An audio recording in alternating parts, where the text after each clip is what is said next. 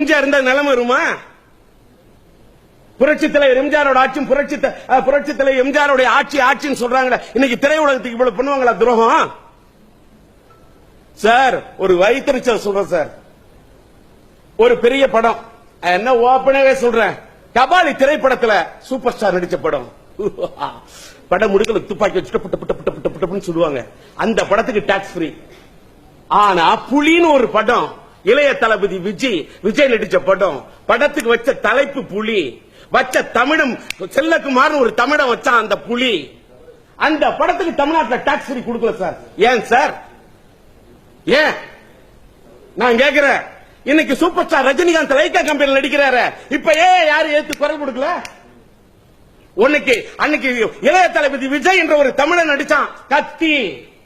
அன்னைக்கு தமிழ் அமைப்புகள்லாம் குரல் கொடுத்தீங்களே கத்தி, எதிர்ப்பு தெரிவிச்சீங்களே நின்னு சுத்தி. இப்ப இல்ல, அன்னைக்கு ஏன் எதிர்ப்பு தெரிவிச்சீங்க? இப்ப நான் கேட்கறது அன்னைக்கு கத்தி திரைப்படத்தில் இளைய தளபதி விஜய் நடித்த அப்ப விஜய்க்கு, ஏன்னா தமிழ் தேசியம் பேசக்கூடிய உணர்வு படைச்சவர் இதெல்லாம் சார்.